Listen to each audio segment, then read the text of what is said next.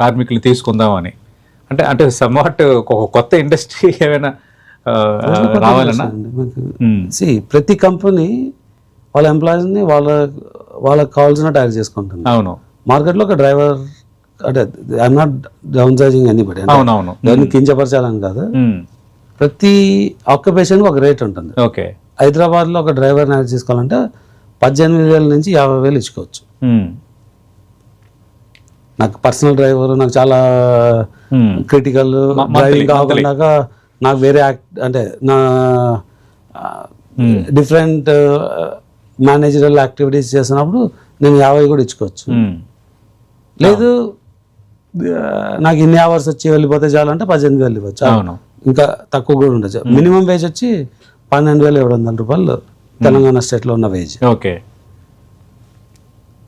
నేను సినిమాలో హైర్ చేసుకుంటే కూడా నాకు ఆ రేంజ్లోనే ఉండాలి. It cannot be different just because నేను ఐఎమ్ డ్రైవింగ్ ఫర్ సినిమా అంటే దాని రేట్ ఎక్కువ ఉండకూడదు. అవును, రేట్ ఎక్కువ ఉంది అంటే then that is a forced demand. Forced demand ఎక్కడ ఉండకూడదు అన్నది. ఓకే, అని మీరు చెప్పిన థియరీ ఓకే బాగానే ఉంది. కానీ ముందు నుంచి ఇండస్ట్రీ అనేసరికి యూనియన్స్ ఇవన్నీ ఉన్నాయి. డ్రైవర్స్కి ఒక యూనియన్, మేకప్ మ్యాన్స్కి ఒక యూనియన్, లైట్స్ మ్యాన్ వీళ్ళందరూ ఒక union, fighters association, dancers association, ఇట్లా వాళ్ళు ఒక కార్డ్స్ ఇవ్వటం, ఒక రేట్ ఫిక్స్ చేసుకోవటం, ఇవన్నీ ఒక ముందు నుంచి ఒక పద్ధతిగా వస్తున్నాయి కదా. కానీ ముందు నుంచి ఒక మాఫియా సిస్టమ్ ఉంటుంది ఎక్కడ పోయినా, ప్రతి ఊర్లో ఉంది. మీరు ఒక వెజిటబుల్ మార్కెట్లో వెళ్తే ఓకే, అక్కడ వెళ్ళి మీరు వెజిటబుల్ సేల్ చేయాలంటే అక్కడ ఒక హఫ్తా ఎవరికొకరికి ఇవ్వాల్సి ఉంటుంది. బట్ ఇవాళ లేదు. ఓకే, ముందు నుంచి కాబట్టి అలానే ఉండాలా అంటే అది కరెక్ట్ కాదు. అంటే యూనియన్స్ లో కూడా అంటే ఆ తత్వం ఉందా మాఫియా? నేను 100% చెప్తున్నాను కదండి.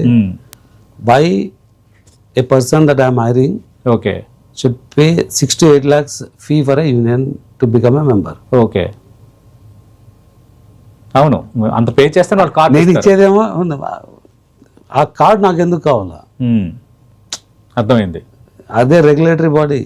అవును, మీరు అన్నట్టుగా మీరు డాక్టర్ ఒక ప్రొఫెషన్ చేయాలంటే దానికి ఒక ప్రొఫెషనల్ ఆక్యుపెన్సీ అని అంటే ఒక ఇది ఉంది. అంటే అది లీగలా లేకుంటే ఏమని చెప్తారు తెలియదు. But there is a system in the country for any professional occupancy. ఒక డాక్టర్, ఒక చార్టెడ్ అకౌంటెంట్, లాయర్ ఉంటే దానికి వెల్ డిఫైన్డ్ సిస్టమ్ ఉంది. సర్టిఫికేషన్ ఉండాలా. దెన్ దే షుడ్ లాయర్ అంటే నువ్వు బెంచ్ అంటే బార్ కౌన్సిల్ మెంబర్ ఉండాలా. దెన్ యూ కెన్ ప్రాక్టీస్ అని ఒక సిస్టమ్ డిఫైన్ అయింది. అవును, ఆ సిస్టంలో ఎక్కడ కూడా ఎక్స్ట్రాక్షన్ ఉండదు.